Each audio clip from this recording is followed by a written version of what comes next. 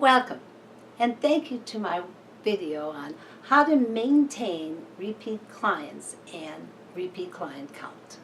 Obviously, if you can maintain your repeat clients, you'll grow your repeat client count, and that's what this gift number 6 is all about. So in order to know how to maintain a repeat client count and your repeat clients, you really need to understand what the word maintain means, because when a client uses you for deep cleaning and then says, yes, I would love to maintain my house by using you repeat or every week or every other week, what does that mean to the client? What does the word maintain mean? The dictionary says it's to keep it in an existing state, an existing state of repair, to preserve it from decline. The way it is the way it's always going to be.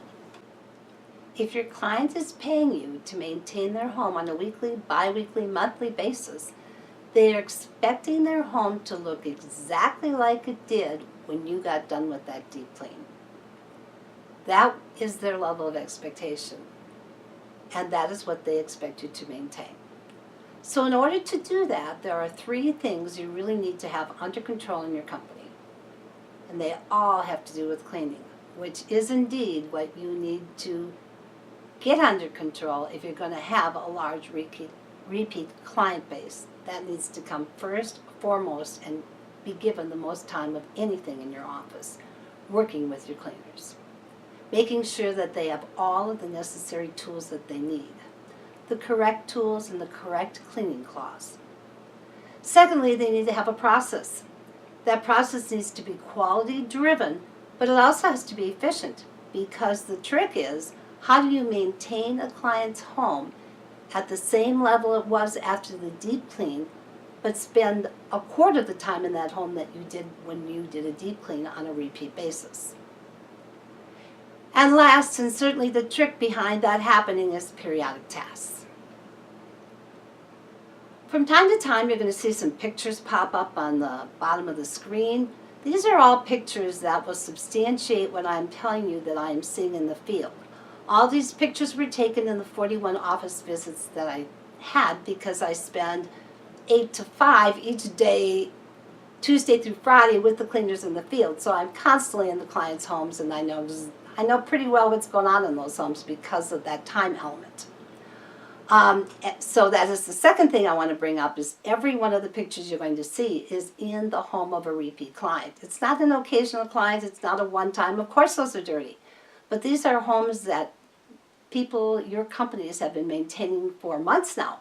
Some of them you have had since the very first day they built this home. So when you got it, it was spotless. In many instances, that is not the way it is now, and it is because, I believe, of the periodic tasks and because of the processes that are not in place in your companies. So what skipped once is skipped to the point of almost needing to be repainted or resurfaced. It's not new anymore. So the first thing you need is the right tools, because you can't follow a process if you don't have the tools that are necessary to follow that process. But even before that, what comes before the tools? Something to carry those tools in. Having something for your cleaners to carry the tools in does one major thing for the cleaners that stays with my theme of 2019, which is simplify. It makes it much easier for them to clean a home when they have the right tools and something to carry those tools in. So what is the right apron? Well, the right apron, number 1, is just an apron. I will never forget the lady who called my office and said, well, if you don't have them in pink, I'm not going to use them. It's not the color, it's the use of the apron. It is not a uniform, it is a tool. So I have 2 aprons. I have black ones and gray ones. The black ones are cuter, I think, but the gray ones don't show the mildew stains as much. So they're running about 75% gray and 25% black. If you would like your own color, that is certainly possible. With my company, if you order them from me, you would have to order 50 or more, and then you can choose your own color. Again, the color is not important. What's important is how usable is the apron. First of all, I used to make these with ties and not just clips.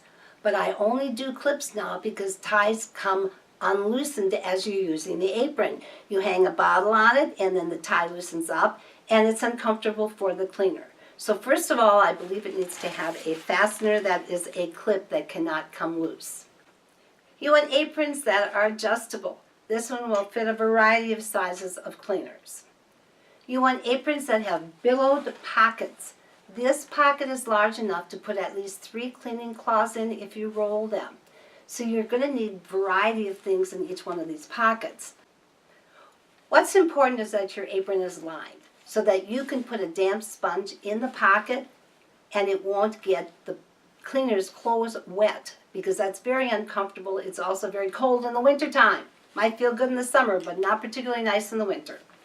My aprons are lined on the inside so that when they put the damp sponge in their pocket, it will not get them wet, as I said. My new aprons are also going to be lined on the outside because currently it's still getting the outside of the pocket wet. It doesn't matter, but it doesn't look as nice, and it's a little uncomfortable when they're getting into the car. So we are lining the pocket as well as we're going to put a lined cell phone pocket inside of this pocket because you need all 3 pockets to use while you are cleaning. Again, this is not a uniform or something to carry their cell phone in. This is a cleaning tool belt, but it is handy to have your cell phone handy. The last thing you definitely need is loops because you need some place to carry your disinfectant cleaner and your other cleaners when you're cleaning the bathrooms and the kitchens. So, what do you put in that cleaning apron? Well, you start with a small tile brush. There are 2 types of small tile brushes. This is one which is a little larger small tile brush, and there is another one that you can see at the bottom of your screen now. That is my favorite one, however, I have run out of my tools. This one works great in larger fixtures, but the problem is it cannot always get behind the fixture like in a kitchen or a bathroom. There isn't enough room to be able to get the back of the fixture. With the one you see at the bottom of your screen right now, that will fit anywhere. These tile brushes are not just for the bathrooms, folks. They're for every single room. They are great when you're dusting. When you get to a dirty light switch plate, you can just spray a little disinfectant cleaner on the brush and you can get that plate clean. Because we run into an amazing amount of light switches that look like the one on the bottom of your screen right now. Believe me, these are repeat client homes. These aren't first time ins. So it's also very handy to carry that tile brush with you when you're in a first time in home. In the bathrooms, of course, around all the fixtures, and in the kitchens around all the fixtures. And I guarantee you, if they don't have these in their aprons, if that fixture is clean, they're not going to clean it because this isn't handy and they aren't going to go to their bucket and get it. They won't get it until that fixture is dirty, and if you can see that dirt, it's too late to ever get it clean. Next is your plastic scraper. You can also use a razor blade scraper in a retractable carrier. My company used retractable razors because they are really the only thing that can make a glass stovetop look like it's brand new. But if you aren't going to use those, at least provide your people with a plastic scraper like this one so that it will help them with their efficiency getting through things faster, as well in the bathroom when you have a client who is a good person with their teeth and picks their teeth every day with dental floss. There's a lot of dried on things on the mirror. This, or especially a razor blade scraper, will help to cut through that much faster and do a much better job. Next is your non-abrasive scrubby. I talked about the value of having these with you at all times. Again, if you are even in a repeat client home with a lot of kids, if you are the duster, I would have a damp, smaller non-abrasive scrubby in my apron at all times, because if you've got some stubborn dirt and you use the non-abrasive side of this with damp, if it's damp, it will go much faster than trying to scrub forever with a cleaning cloth. And in particular, in a one-time, you want to have one of these in your pocket when you're dusting. The other non-abrasive scrubby is a larger one like this that I like in bathrooms. It is nice to have different colors, of course, because you want to color code your scrubbies. So you can either go with 2 different colors for the bathroom and the kitchen. Normally the kitchen person is also the duster, so we oftentimes just carry that sponge with us wherever we go. Or you can have another color like a blue one for dusting. The other thing that people do if they want to use the same colors is they cut a corner of it, and if the corner is off, it's for the kitchens. If the corner is on, it's for the bathrooms. But you do want to color code these and make sure you don't have any cross-contamination going on.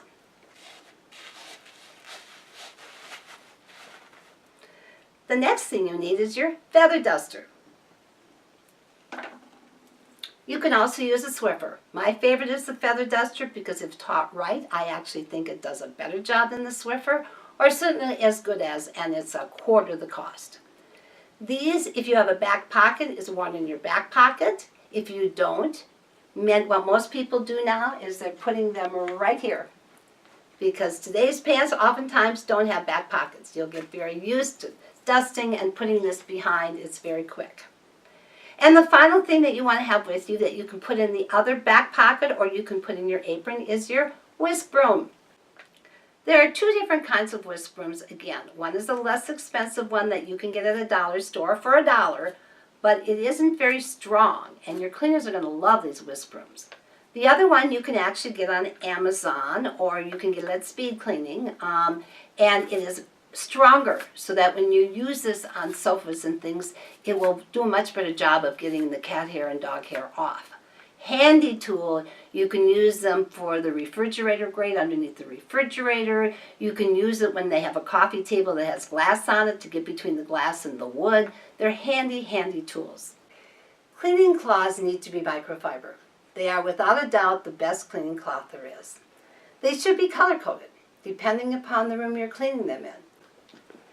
There are standards in the industry. You can Google it and follow the commercial coding, which I think would be a great idea. But you get them in yellow, red, orange, and you use the same colors in each room at all times. What I have here are several different kinds. White one, it's always easy to see the dirt on the cleaning cloth. The problem is that you can't bleach microfiber towels, so they look dirty fast. As I said, this is an example of a blue one. And then what we have now, which is phenomenal, is a cleaning cloth designed strictly for mirrors. Normally they are in the color blue, so I wouldn't go with blue for anything else. They have no nap on them. The regular microfiber cloth has some nap on it, which is great for all areas. But for mirrors, you don't want a nap. You only put water on this and clean the mirror and let it dry naturally, and you will never have a problem with the streak again, and you can stop buying all that expensive glass cleaner. The key with these towels is they cannot touch any other towel that you have. If there's any grease on anything and it gets against that, because of the design of a microfiber with its little fibers designed to catch that grease, you can't get the grease out of the towel because you can't bleach them. So once you get anything on your glass mirrored towels, they're destroyed. You can never use them again because they will streak. When you get these towels and you check them out, and when they're dirty, they should be put in a gallon plastic baggie, and then that baggie should be sealed, and all of them should never ever touch another towel, and they need to be washed separately. These are more costly, $2, $3, $4, so you certainly don't want to be ruining them. But you cannot have them touch anything else, or you're going to be back to using the glass cleaner and fighting with the streaks. Let's talk bottles. I would suggest you go to a 16-ounce bottle for the kitchen person and the bathroom person, because it's going to hang on this loop, which is very, very handy. However, and also they hang them sometimes in the front of the apron. But if it's too large, it pulls it down. This will last for 2 houses, actually, disinfectant cleaner in the bathrooms and the kitchens, one for the bathroom, one for the kitchens. A lot handier. The other thing I suggest is you use this is actually a 2-ounce bottle or a 3-ounce spray bottle for the duster, because that'll go right in here. Because when you're dusting, you are up and down so much that these bottles will pop out of the loops when they're down getting the bottom of the chairs. They don't need it because they already have their dampened cloth for their windows, any glass, and they have the other dampened cloth for any dusting that they do. If it gets dry, they just pick their little bottle out of the inside of their pocket, spray it, put it back, and they're good to go. It is a lot handier, again, than using this. That is the reason why when you do a bathroom, you should do 2 cycles. The first one, you're doing anything that doesn't require disinfectant cleaner, anything that doesn't require shining. You're just doing things like comets. So you leave all this in your bucket. When you do the last shining trip, now you put this in because there isn't so much up and down movement. One amazing blessing to our industry since the global economy and the internet is the universal ability to use one piece of equipment with another one in our industry. For example, poles. A lot of stuff to carry into a home, as I've mentioned several times. So both the flat mops and the Swiffer head will fit into the universal pole. Highly recommend you look into it. I also recommend that your people have two poles. One that is a 9-foot and one that is a 16-foot. The 16-foot is extremely heavy, but you need that for the high ceilings in order to get those cobwebs out of the cathedral ceilings. But you don't need it in every single home. If your work orders are accurate and your cleaners care about one another and themselves, they will have notes on the work order that says requires a long pole or regular pole. You have to have a pole that is, again, universal, that will fit on all the heads. That's 9 feet. But that will cover the average home. But you cannot leave cobwebs in those homes with those 18, 20-foot ceilings, because those are the homes that are beautiful and paying a lot of money to have their homes cleaned. If you want a big repeat client base of very high dollar weekly and bi-weekly clients, then you need to carry 2 poles and you need to do the high dusting in those homes on a regular basis. As many of you know, the lawn duster for me has been my nemesis for years. I found one I do really like now. We're working on the universal poles, which you can get lighter in a 9-foot. I absolutely adore them. I believe that lawn dusting is something that has to be done every single time, so your dusters fall apart very rapidly. These do not need to be cleaned. They work for where the ceiling meets the wall. They work for where the floor meets the baseboard. They go great under kitchen and bathroom cabinets, and they slide right over most fans. If they can't slide over the fan blade itself, then you can use them to get on the top and bottom of the blade, just like a regular lawn duster. Highly recommend you use them, but what's important is they have to be used every single time. So whatever lawn duster you use, they're going to get a lot of wear and tear. Let's talk floors. Floors used to give me more complaints than anything else for the first 3 years of my business, until I realized that what is key here is never rinsing your mop cover. Sounds weird, I know that. So how do you accomplish that? You use lots and lots of mop covers. When I have my company, I use what's called a schmop. This is what it is. It's a flat piece on the floor. Today, there's a lot of the angled one, which is fine. They are more pricey. This, you can use a cover that is terry cloth, and you can reverse. So, we have our terry cloth towels, covers, in a bucket. They look like this. You put as many in a bucket as you feel you will need for the home. You rinse these buckets, you wring them, and you put the covers across the house wherever you feel you're going to need them. So you drop one. If it's a whole wood home and it's 3,000 square feet, you might use 20 of these in one house. It's a lot, but your efficiency is amazing because you never have to wring it. And the quality is phenomenal because every time it gets dirty, you flip it, use the other side, and then you go ahead and get another one and put it over the top of this one, actually.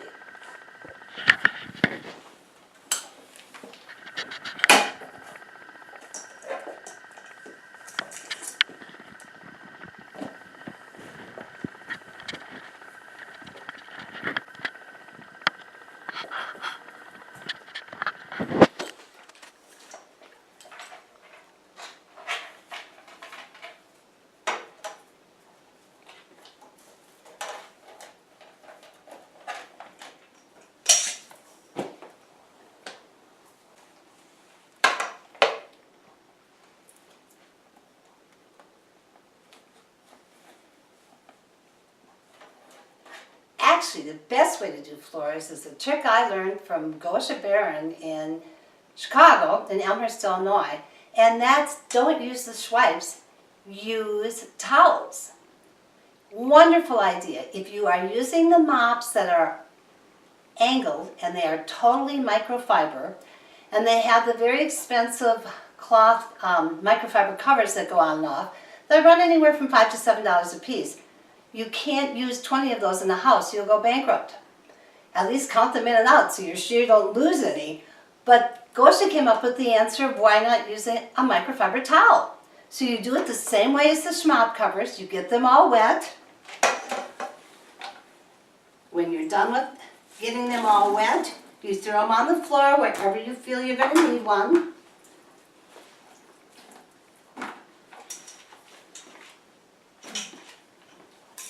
The easiest way to do this is with the mop heads that do hold the very expensive covers, but don't use those covers. Use the head because it's Velcro. So the microfiber towels will stick to it a lot better than they're going to stick to something that isn't Velcro like this. But I will show you the concept. Unfortunately, my other mop, which is great, is in my other home. So we'll try this one for now.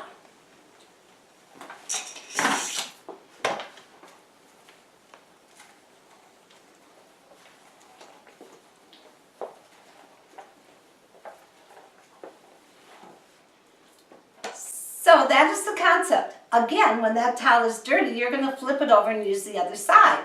When that side is dirty, you're going to catch the next towel with your mop. The only thing with the towels is you do have to keep bringing them with you throughout the home. So you might want to actually bring your mop bucket with you because that way you have someplace to put your dirty towels. So that is without a doubt the least expensive, best quality-driven way to clean the floor because it is the dirty mop water that's getting your complaints. If you have a dirty floor like the one we just cleaned now, once that microfiber cover gets dirty, if you put it in the mop water and your mop water is any color whatsoever, from that point forward, every time you go to rinse your mop, you're actually putting dirtier mop on the floor than if you would have never used a mop at all. So make sure that you give this a try. Let's talk mirrors. I cannot tell you how many homes I go into that have these beautiful tall mirrors, especially in bathrooms, but also in foyers, and you can stand back and look at it and see exactly how tall that cleaner was that cleaned that mirror, because they can only reach to this height. Now this mirror's been cleaned a few times, so I'm in my home, so you can't really see the strong line, but I could even see it in my own home the other day because I did my own mirror last and I didn't use my long pole to do this. So you can bring in your ladders, yes, but I'm going to say right now, in 20 years of having my cleaning service, that was a battle I had a hard time winning. I just couldn't get them to carry those ladders in. And now that I'm out in the field a lot, I see why. There's a lot of stuff to carry into a home, especially for solos, but even teams. So I would recommend that you use this trick I learned in Houston from some of my shorter Hispanic cleaners. They were so clever. You take, and again, it would be better if you either had a Swiffer mop or you used your Velcro ones, but we'll try it with this. You take your glass cleaner, you make your glass rag, you get it very wet, and bring it out, then you put it on your Velcro, and you'll use that to clean the top of the mirror, and it will dry naturally.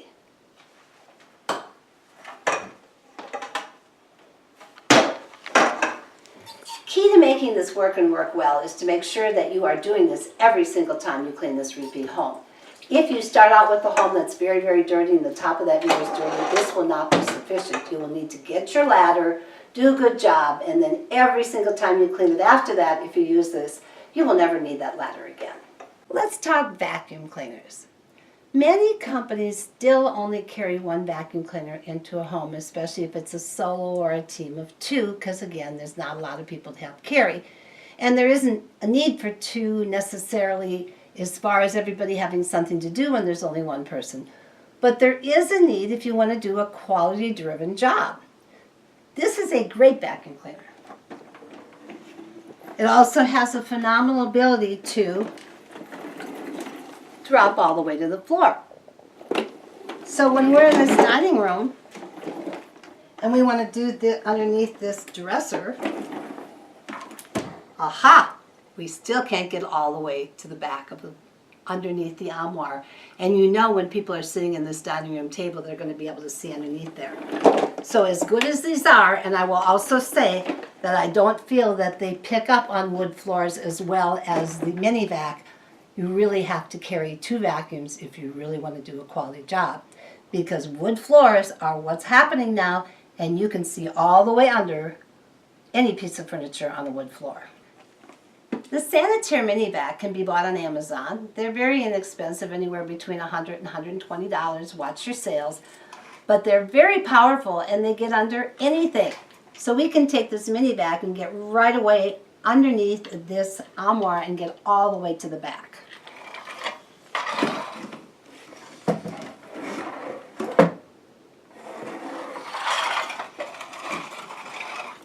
These are remarkably handy. Make sure that your people know how to use them because there is a flip.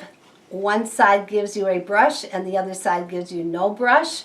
So make sure that you have the brush on when you're doing wood floors, or you will definitely have some issues with scratching that floor because you didn't flip the switch that puts the brush on. Secondly, if you do have a carrying issue, why don't you get yourself a duffel bag? 21-inch duffel bags hold all the parts of this mini vac. They come apart, you put in the body, you put in the hoses, and all they have to do is pick up one thing. That solved a big problem at one of the offices where finally we're like, why are you not using these? And they said, too much to carry. Aha! Went out and got the duffel bags, and they are happy campers. Let's talk carrying caddies. We've talked about everything that carries the tools that you have on your body, but what carries your tools that you need to bring into the house besides the vacuum cleaner? Like your Comet and your disinfectant cleaner and things like that. It's a carrying caddy. You can go in one of 2 directions. If you don't want to spend any money, you can use a simple pail. Or I would suggest you have 2 pails, so one for your products and then one for your mop heads. Or you can use a split bucket, which is my favorite. Key here is if you have more than one person on a team, you need 2 buckets. You don't want, number one, your toilet brush in with your kitchen stuff that's sitting in your kitchen. That's a little gross when the client comes home and sees this. But secondly, if you have 2 people, you don't want to be running back and forth borrowing one another's products. I've been in homes where there's 2 cleaners and the bathroom person and the kitchen person are sharing the Comet and they're running back and forth. There should be a bathroom bucket, and you know which one it is automatically by what has a towel brush in it. These are actually different colors. And you need a kitchen bucket. And the kitchen bucket will always carry any of the dusting supplies that you would need for dusting if you do use Pledge or lemon oil. Most people are just using water now. So make sure each person, if you have more than one person on a team, has its own designated bucket. Carrying caddies are extremely useful and helpful to your teams. They're also useful and helpful to your management. You should be checking your carrying caddies of your teams every single week in their one-on-ones, as well as their aprons and the tools in their aprons. Number one, you want to make sure they haven't lost anything, because if they have, obviously they are not following your system. Because how could they possibly follow your system if they don't have the tools necessary to follow it? So it tells you which teams you need to retrain and get back out there and work with. It also tells you which teams care about their jobs and which don't, how clean and organized are their caddies, and help them organize them. Remember, it takes 254 times to create a habit. So you're going to do a lot of weeks of checking before this is a habit, and their caddies are very, very organized because that's the way they keep them all day long. If they do that, again, we're talking efficiency here.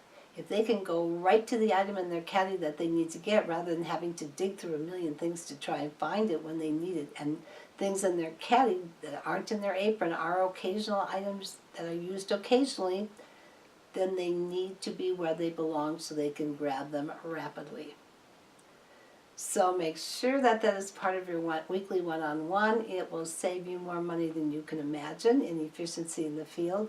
It will also save you a few clients, because when those caddies come walking in their doors or are carried in their doors, if they look neat, immediately that client's going to think, neat team, this will be great. if the caddy looks dirtier than their home, they're going to wonder what kind of a job these cleaners are going to do on their home. So first impressions are lasting impressions, plus it really helps your cleaners to keep them organized. Well, for some of you, that's a lot to remember and a lot of habits to change. For some of you, not so much.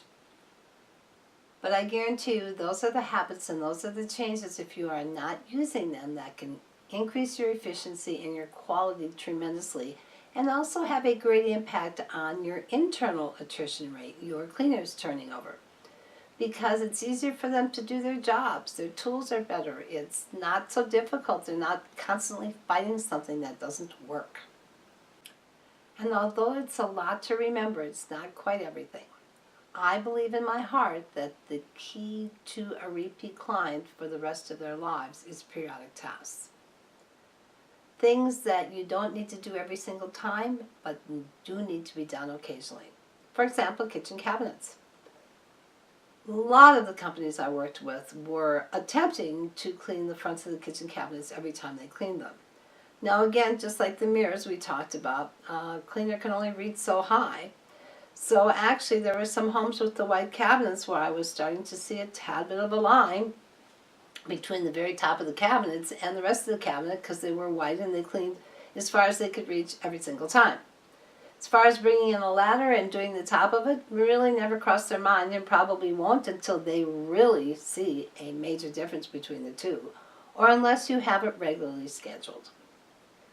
But the client who gets up in the morning to go to the office at 6:45 on a nice bright sunny day when the sun starts coming up that early and sees it shining on the cabinets will clearly see a difference between the top and the rest of the cabinets. You would have been better off not wiping them at all, because at least that way they'd all be the same color. So how do you manage this? You cannot leave it in the hands of the cleaners, because I guarantee you, I have been in 41 offices. They're no different than mine, where it's not going to happen unless you manage it. I recommend spinning through periodic tasks. So if a kitchen cabinet, for example, of course you take off any fingerprints around the handles and on the cabinets in between. But once every 6 visits, you will wet wipe, get the ladder, and do the entire fronts of the kitchen cabinets. The rest of the time you're only going to spot clean them. The same thing in the bathroom. That's the second task. Baseboards have to be wet wiped once every 3 months, or when those clients go to move, if they've never been wet wiped, they will have to repaint them. If they've been wet wiped every 3 months and dusted every visit on a regular basis, they won't have to be repainted. They're in great shape, unless they have a lot of little kids who are, scooting their bicycles across and tricycles next to the baseboards. Baseboards are a very large project, so I always use 2 visits, and my clients are using 2 visits to get them done, and make the client aware of that. Another thing that gets very dirty is your windowsills, door facings, and frames. You need to spot clean around the handles and the touch points and the doors where there are spots, but the entire front of the doors, just like the baseboards, need to be wet wiped at least once every 6 months. And the last task that I really believe in my heart needs to be done at least once a quarter is spot cleaning the refrigerator. I am not talking taking everything out and cleaning it and putting it back. I'm talking spot cleaning, and it's free. It's a periodic task. They aren't paying extra for it. But they shouldn't see a big plotch of ketchup in their refrigerator for 6 months, when indeed they are paying that much to have their home cleaned. Should the wife don her work clothes, her cleaning clothes, and get out cleaning supplies and have to do that on a Saturday? I say no. If she wants a deep clean, yes, or she should pay you to have a deep clean. But you need to spot clean it. And it's the only thing the husband's ever going to see. He's going to come home to grab his beer and go, "Oh, cleaners were here today, huh?" You want that recognition. Most cleaning services charge $50 to have a refrigerator cleaned, but they take everything out and put everything back. That's not what we're talking. I would recommend adding it. So your 6 tasks are the outside of the kitchen cabinets, the outside of the bathroom cabinets, windowsills, door facings, and frames, the baseboards, which take 2 visits, and spot cleaning the refrigerator, and you start it all over again. So your every other week clients will have this done once every quarter, and your weekly clients will have it done twice a quarter. Their homes will be spotless, and that's exactly why they're willing to pay the kind of money they're paying you for weekly service, anywhere between $10,000 and $20,000 a year. It should be spotless. So remember, it's a habit. It won't happen overnight. It's something you need to implement, something you need to work on. If you do decide to do the periodic tasks, I suggest you share that with your current clients. Let them know you're doing this. You can either use it to do an increase if you haven't done an increase in a long time, or you can trade it off for doing dishes and folding clothes or things like that if you're doing a daily tasks rather than weekly and monthly tasks. We are a cleaning service, not organizers. We don't do daily tasks. We don't do dishes. So again, if you are doing that, you probably need to stop it. It's not really scalable, and it doesn't make you a lot of bottom line money. Do what you say you're going to do and do it perfectly, which is cleaning that home, and that's why you need to add those periodic tasks.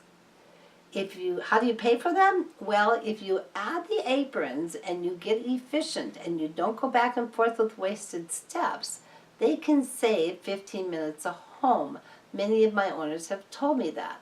So if you save that, you can put that time back into the periodic tasks, and it will be a draw. So I hope you try these things. Again, remember, it's 254 times to create a habit. It will not happen overnight. You have to continue to check it week after week after week until you have it going for a year, and then it will be a habit, but habits are made to be broken, so I recommend you never stop checking. Remember, excellence is not an act, but a habit. So you have to keep them thinking of all of these things for a while until they become a habit. I encourage you to take a look at my new program for on-site core certification and learn about the 4-day core certification program. It was created to better match the needs of small companies, both budget-wise, time-wise, and needs-wise. Thank you for joining me, and I look forward to seeing you next time when we actually talk about the cleaning process.